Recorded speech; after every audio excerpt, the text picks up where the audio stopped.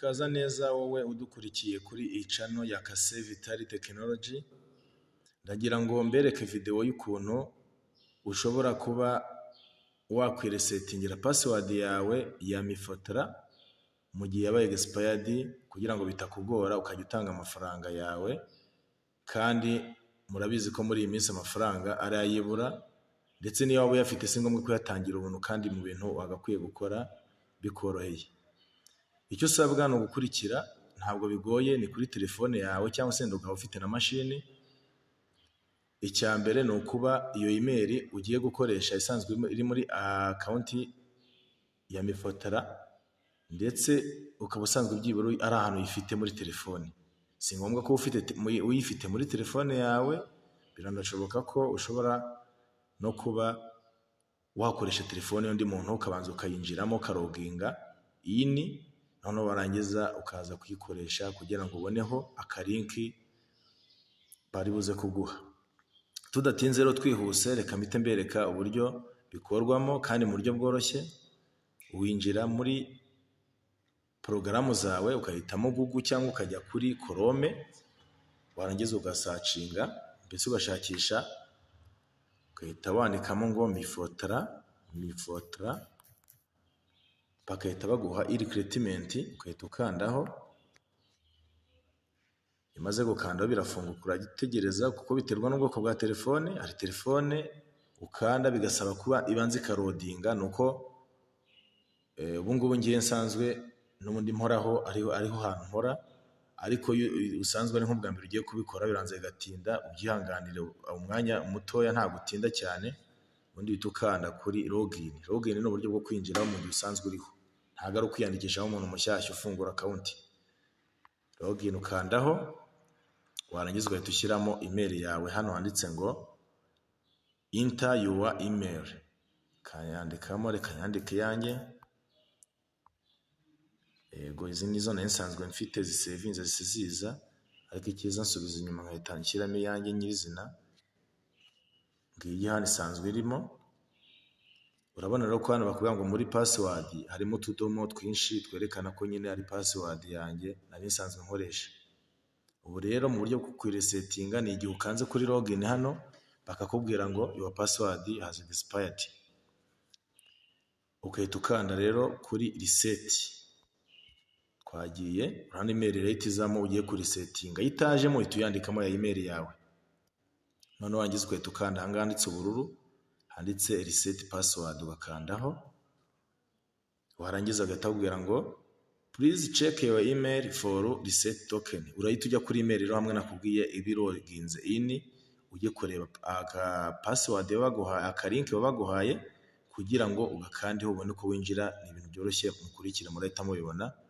Uhita usubira inyuma rero, kandamo hano inyuma muri back button, ubundi warangiza ugahita ujya guhigamo email yawe aho isanzwe iri Gmail, ugakandaho. Warangiza ugahita ujya kubona akabona akalinki kaje, dore ngaka ka recruitment, uhita ugakandaho. Warangiza kugakandaho ukahita ujya ahangaha h'ubururu handitse ngo please use this link, the link below to reset it. Iyi link rero niyo ukoresha kugira ngo nyine urisetinge password yawe. Bivuze ngo bamwe bajya bambaza ngo ese wabinkoreye, bisaba ko ninjira kuri email yawe isanzwe ubundi nkajya kurisetinga password. Ubwo rero ntayifite muri telefone yanjye cyangwa se muri mashini yanjye, biragoye cyane kugira ngo nshobore kuba nakwinjiraho. Kugira ngo rero bikore neza, urabona ko ugomba kuyifite muri telefone cyangwa muri mashini. Twakomeje tudatinze, urahita ukanda kuri iyi link y'ubururu, udomeho one click, noneho utegereze bifunguke. Barahita bakubwira ngo aha barakubwiye ngo the password reset expired, bivuze ngo iminota ubu yarangiye. Icyo nkora rero kugira ngo bampe indi, uyu ni uwo wagize gutya agatinda kuko ni iminota 30 baba bayiguhaye, ahubwo nyine ndahita nkanda kuri login nanone, nongere nkande reset password hano hepfo nihuse. Ndahita nshyiramo email yanjye, iyi yizana hano hejuru, ndahita nyikandaho, hande reset bongere banyoreje akalinki bushya. ni igihe watinze. Iyo watinze niko bigenda, uhita ubona ko bahise bakanyohereza. Noneho reka mpite nsubira inyuma nihuse. Yego, ndahita nsubira inyuma mvemo gutya, mpite ndeba. Yego, mvemo, ndahita ndeba ko banyoherereje izi saha. Izi saha mbikoreyeho ndabona ari iyi ngiyi, mpite nyikandaho y'ubururu. Ubundi iyo utatinze bahita bakwinjiza ahantu hameze gutya handitse ngo change your password. Ubu ngubu baba banyemereye ngo nta kibazo, shyiramo iyo ushaka. Ubwo rero ndahita nshyiramo iyo nshaka. Ariko bisaba gutangiza byibura inyuguti nkuru cyangwa ariko ni inyuguti nkuru bisaba. Kandi nshyiramo nk'izina ryanjye niri. Shyiremo. Ibyo byiza utangiza inyuguti nkuru izina ryawe, warangiza ugahita ukanda ugashyiraho arobase, yenda ugahita ushyiraho nka 89. Ushyiramo password utigeze ukoresha ubushize, nta na rimwe urayikoresha, kuko n'ubundi ari ibintu bihora biba expired. Si ngombwa gushyiramo iyo uvuga ngo nzibuka. Ushaka kuyishyiramo wayibagirwa ukongera ugahita urisetinga, biroroshye. Cyangwa ukayishyiramo ukayifata ukayandikura ahantu, kugira ngo umenye niba wayanditse neza. Ukanda kuri aka kantu kameze nk'ijisho ko ku ruhande, ugahita ubizamo byo wari wanditse. Nk'ubu urabona nanditsemo izina ryanjye, shyiramo 89. Rero kugira ngo binyorohe, kugira ngo uhite ukomeza, uhita ukanda ahagana hepfo naho, ukongera ukabyandukura uko bimeze hejuru wihuta. Warangiza ugashyiraho 89. Iyo bihuye rero bakakubwira ngo nta kibazo, bahita baguha muri rino bara ry'ubururu. Bivuze ngo muri change no changing leta bikunda. Ariko iyo bidahuye wanditse nabi, yenda urugero uranditse hariya uribeshye ushyizeho wenda nk'umubare utariho, dore uko bita bigenda nuko nguko. Change urabona ko isa nk'ihisha, ariko nishyiraho 9 nk'uko bihuye, birete biba changed mu buryo bumeze kimwe. Iyi ihora ihinduka. Nta umuntu waguhindurira password agomba kuba afite password ya email isanzwe ukoresha. Nta wundi muntu wabikora ngo bikunde.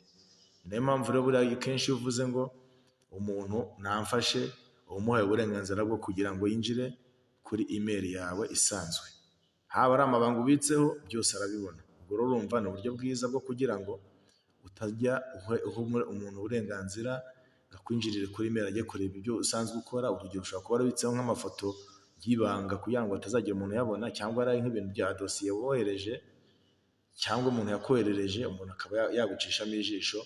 Rero urumva ko tugomba kugendana n'ikoranabuhanga kugira ngo ibintu byose tujye tubyikorera bidasabye amafaranga. None urana change password yamaze gukunda. Igikurikiyeho ubu ngiye kwita nkanda kuri change password. Buriya yamaze kubyemera. Yego, problème de network. Ahangaha network yagiye. Ndongera nkandeho ntegereze. Nta connection iriho nyine ntabwo bigenda. Tayari urana wese ambwira ngo password changed successfully. Ndahita nkanda rero hari ahantu handitse ngo update password. Ni nko kuyisavinga kugira ngo nuzajya ujyaho ntibigusabe kongera kuvuga ngo se password nari mfiteho ni iyihe. Uhita ukanda hano hantu hejuru handitse ngo continue update password, wisavinze mu yandi magambo.